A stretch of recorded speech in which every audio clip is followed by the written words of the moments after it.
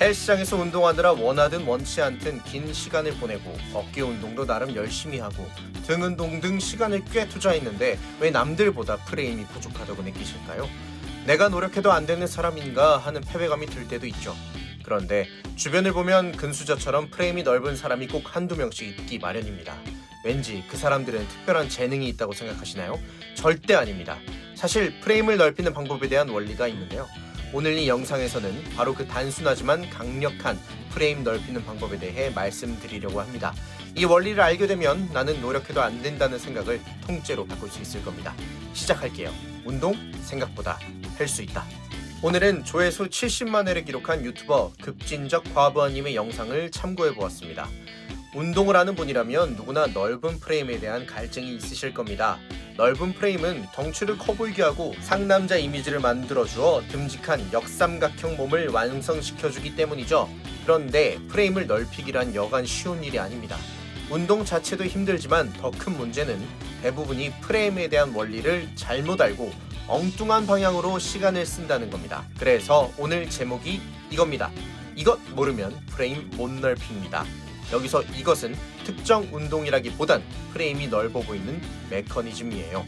이걸 이해하면 오늘부터 운동이 훨씬 명확해집니다. 자, 질문 하나. 넓은 프레임을 갖기 위해 어떤 근육을 발달시켜야 할까요? 많이들 광배라고 답합니다.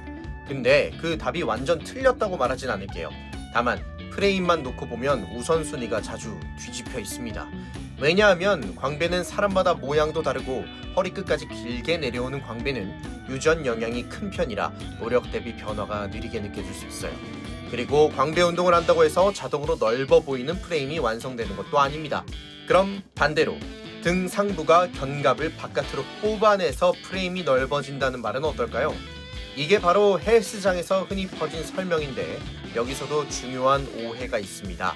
등 상부가 커진다고 견갑이 좌우로 밀려서 프레임이 넓어지진 않습니다. 능형근은 대표적으로 견갑을 모으는 역할이 강하고 중부 승모근도 견갑을 당겨서 후인시키는 쪽에 가깝습니다. 즉 상부가 커져서 견갑이 벌어진다는 논리는 기능적으로도 말이 살짝 안 맞습니다. 그럼 견갑이 벌어진다 자체가 거짓이냐? 결론부터 말하면 옆으로 벌어진다라는 표현이 부정확합니다. 견갑은 혼자 떠다니는 뼈가 아니라 쇄골과 관절, 인대 구조로 연결돼 있고 팔을 올리고 내릴 때는 쇄골, 견갑, 상완골이 같이 움직이는 리듬이 작동합니다. 여기서 진짜 핵심이 나옵니다. 어깨가 넓어지는 현실적인 메커니즘은 견갑이 옆으로 빠지는 게 아니라 견갑 상방 회전과 라인업 자세가 기본값으로 굳는 것입니다. 팔을 들어 올릴 때 견갑은 위로 회전합니다. 실제 측정 연구에서도 팔을 올리는 동안 견갑의 상방 회전 각도가 크게 증가하는 게 관찰됩니다. 라인업 자세를 취하면 팔이 약간 들리고 견갑도 같이 상방 회전되면서 어깨가 위, 바깥으로 퍼져 보이는 착시가 강해집니다. 이게 여러분이 거울에서 느끼는 어깨 넓어짐의 정체입니다. 자, 그럼 라인업을 평상시에도 더 잘 나오게 하는 근육이 뭐냐? 여기서부터가 실전입니다. 프레임 넓히는 우선순위는 이렇게 가는 게 가장 효율적이에요. 첫 번째이자 1순위, 삼각근입니다. 특히 측면과 후면입니다. 라인업이 어떻든 어깨에 볼륨이 생기면 프레임은 바로 넓어 보입니다. 측면 삼각근이 정면 폭을 만들고 후면 삼각근이 사선 각도에서 어깨가 둥글고 꽉 찼다는 것을 만들어줍니다. 후면은 덤벨보다 케이블 리버스, 팩덱처럼 저항이 일정한 선택지가 더 깔끔하게 들어오는 경우가 많습니다. 두 번째, 상부 광배, 대원근입니다. 광배가 팔을 옆으로 밀어내는 느낌, 이게 라인업을 강화합니다. 특히 겨드랑이 라인을 채우는 상부 광배, 대원근이 커질수록 팔이 몸통에서 살짝 떨어져 보이고 티셔츠 핏이 달라져요. 그래서 풀 다운만 하지 말고 로우를 섞는 게 유리합니다. 세 번째, 삼두, 장두입니다. 삼두, 장두는 겨드랑이, 팔 라인을 두껍게 만들어서 프레임을 옆으로 더 채워줍니다. 프레스만 하면 장두가 상대적으로 덜 먹을 수 있으니 오버헤드 익스텐션 같은 장두 타겟 고립을 꼭 넣어주세요. 여기까지 들으면 어떤 분들은 이렇게 말해요. 그럼 등 상부는 필요 없다는 건가? 아니요.